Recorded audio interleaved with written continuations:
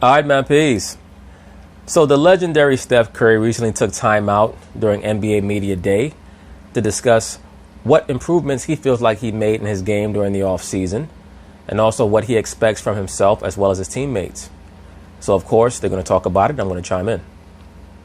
Steph, this summer you came off of world travel, a back-to-back championship. I saw you were golfing. You and Aisha gave... I bet you did see that he was golfing. This chick, Roz Thirst Trap Gold, Woody, she be stalking Steph Curry. Go back and look at that game back in 2016 when they won their 73rd game. And Aisha Curry had to basically come in there and give her a stiff arm. This chick, if she had the opportunity, she would try to mess up a happy home, quote-unquote happy home. I guarantee you that. Allegedly. Aisha gave birth to a beautiful baby boy, Cannon. Right. Aisha gave birth, but I mean, you were there, right? Right. Well, shit, Steph, you did your part, brother. I mean, damn. You skied it, didn't you? I mean, shit, take some credit. And so, I'm imagining in the midst of all of this, you managed some basketball. And I'm just curious, when you're already so dominant, what are the things you were focusing on to get better and improve coming into this season? Before he answers, let me say this. The main thing that Steph Curry needs to improve upon is his lower body strength, his explosiveness. I'm not quite sure what the roof is for him. Maybe he's already reached the roof. But he has to work on his lower body dexterity, durability, so that he does not have so many of those ankle injuries. And I'm surprised that, at least to me, based off of my perceptions, that he has not pursued maybe a lower body specialist aside from the Warriors who could assist him with that problem that he seems to have with his ankles. But that's pretty much it in regards to what he can improve upon. Certainly raising his overall bodily functional strength, that's something that every athlete, every person should be striving for, because that's definitely going to assist him. But he's going to be 31 this year, so his body should be starting to fill out even more naturally anyway. So we'll see what happens. But once again, watch out for Steph Curry as a dark horse for this year's MVP, because I think that he's going to be very aggressive this year. Honestly, this is one of the best summers I've had in terms of kind of my preparation for the season. I know a lot happened. I was obviously welcoming a new baby to the family, like you said, and a couple golf tournaments and things like that. But the priority, obviously, is still the priority in terms of turning the page to the new season. For me, the same concepts in terms of getting healthy, obviously, letting your body rest. But then in terms of skill work, it's all trying to do what I do great now, even better.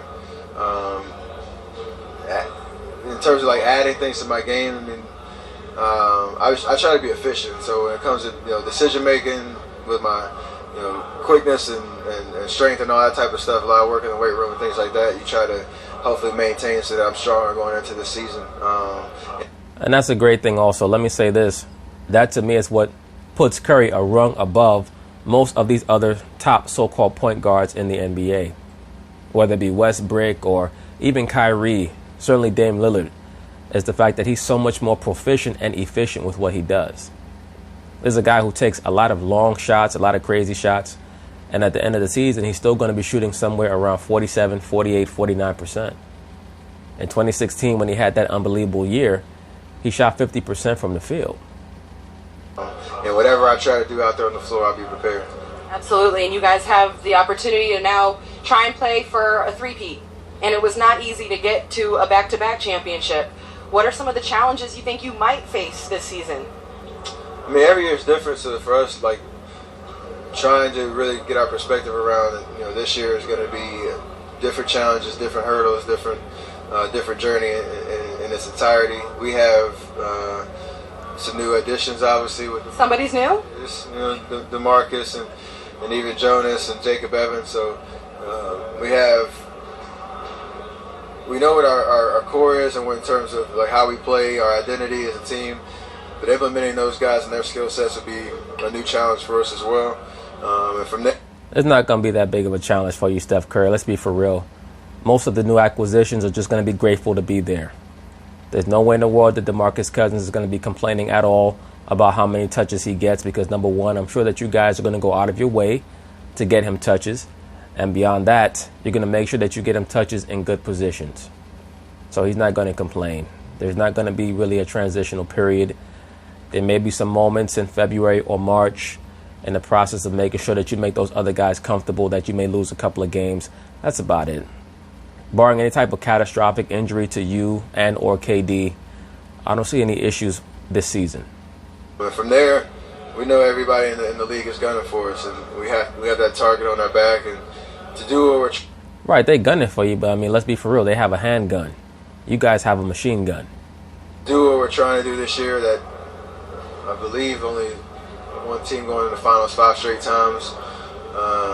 Hasn't been done except since the Celtics, like in the '60s and something like that. So, once again, that's what the Golden State Warriors remind me of. They remind me of the '60s Celtics more than any other team, just based off of what they're doing historically. There are historical things that we're trying to chase, and anytime you're doing that, you got to expect it to be difficult. And when you guys have experienced so much success, you know, the rest of the league is coming. You've seen the changing landscape of the NBA, rosters changing. Obviously, LeBron to the Lakers, the Rockets making moves. Yeah, all these teams making moves, and the Warriors making moves also. And it's pretty much just the dregs of the talent in the NBA shifting. But the Golden State Warriors, they have the most talent of any team in the league. And it's not even that particularly close because we're not quite sure exactly what the ceiling is for those kids in Boston. So as of right now, in regards to what we know, talent-wise, Golden State by far has the most talent of any team in the league. Do you feel, I mean, even just as a hoop head and as a fan, do you feel that the gap has tightened a little bit between you guys and the rest of the league? No, the gap has tightened between the Golden State Warriors and whichever team is viewed as being the greatest team in the history of the NBA. That's where the gap is tightening.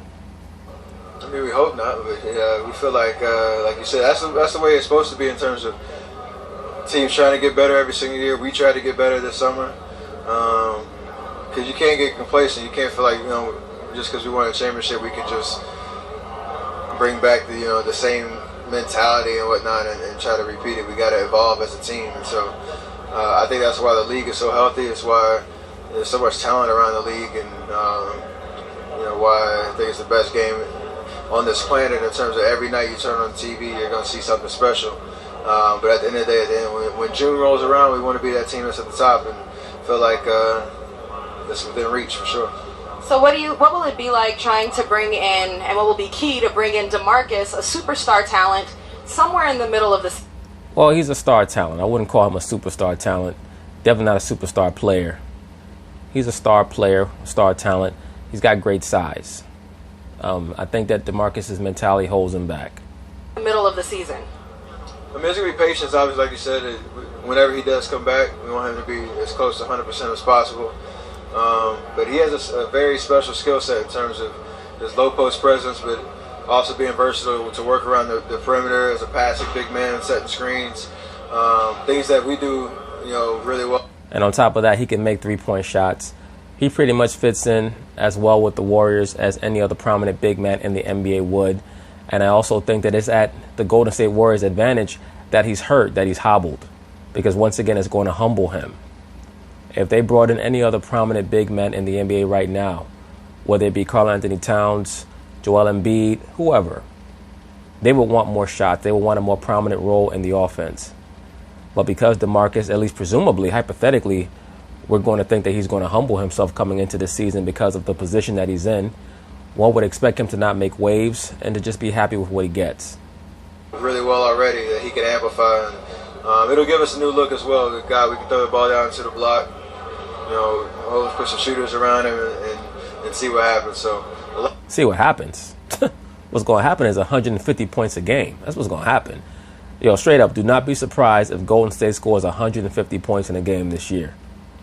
A lot of opportunities, but we had to really figure out what's our best look and the rotation and things like that, implement all those guys. So yeah, man, that's going to be a real difficult issue for you guys. Which All-Star are we going to play with the other All-Stars? What's going to be the All-Star rotation for tonight? Guys, so a lot of unanswered questions, but a lot of opportunity. So one of the new looks this season is LeBron to the Lakers. You've seen him the last 4 years with the Cavs in the finals. What is most intriguing to you? What are you kind of interested in seeing with how the whole LeBron and Lakers goes? What's going to be most intriguing to Steph Curry is whether or not he's going to be able to smell that dumpster fire all the way in Oakland from Los Angeles. That's the only thing that he's wondering about. Am I going to be able to smell that shit burning all the way up here in Oakland? I mean, anytime a guy like that changes teams, it's just something to watch just in general. A new look, the whole deal. But they haven't. In other words, it's nothing but a spectacle. You can say it, Steph. All it is another shit show for the NBA. It's another little subplot, little sub-narrative for the league, because they already know that the Warriors are going to win. They're going to try to maneuver a way for their baby, their boo thing, LeBron, to be competitive. But we all know what it is. It's nothing but more corporate branding. Move LeBron out there to LA. Assist him in building up a lot of his relationships with the Hollywood moguls, the Hollywood bigwigs. And that's basically that. We'll have Anthony Davis, who's a LeBron James fanboy, sign with Clutch Sports. And maybe if we're lucky, we can swing a big trade for Anthony Davis. Maybe we can pull off another heist like we did back in the day for Pau Gasol, and, you know, let things fall where they may. Let the chips fall where they may. They have a new implementing LeBron to their young core and seeing how they'll balance each other out. We'll obviously do our prep work on when we play them 4 times this year to be ready, but it'll be fun. The Western Conference is stacked from top to bottom, and for us to get back to the finals, we know the task at hand. So LeBron included, like you mentioned, Houston, you know, Utah, San Antonio, all the squads out. San Antonio is a dark horse. Watch out for them. San Antonio is going to be a problem for teams. People are thinking that they're not going to make the playoffs. That San Antonio team, they're going to come somewhere close to 50 wins. Squads out there, Oklahoma City, there's going to be challenges every single night, and we have to be ready. Well, good luck for all those challenges, and all the best in this season. I appreciate it. Thank you. Steph. And actually, we'll keep going. Just one question. What did you think of Tiger Woods winning the Tour Championship? Special for the game of golf, but also obviously for Tiger's journey in terms of what he's been through the last 5 years since he last won. And yeah, they put that fool through self-destruct programming because his wife was his handler, a lot like you, Mr. Steph Curry. You better hope that they don't put you through self-destruct program. You're right around 30 years old right now. It might be time for you to be broken down and built back up, just like they did with Eldrick. Eldrick Tiger Woods, or whatever his name is. First, it's great to see him healthy. That's something that I felt like he was striving for, and just to be able to play golf. And I know he's talked about it coming into the season with low expectations in terms of just trying to play. Him to end up the last tournament of the year with the win, it's great for the game. I hope it obviously translates to more success next year when he tees it back up. So happy for him, excited for him, and I got goosebumps watching the last 15 minutes of that round yesterday, just about what it means for the game of golf. It's crazy. It's crazy. It's like all of Oracle chasing him down one court. It's pretty, one hole. It's pretty crazy. Wait, I have one more question for Steph. No? I'm being told no. But anyway, that's basically it on that. We'll see what happens with Mr. Steph Curry this season, as well as the Golden State Warriors. So peace.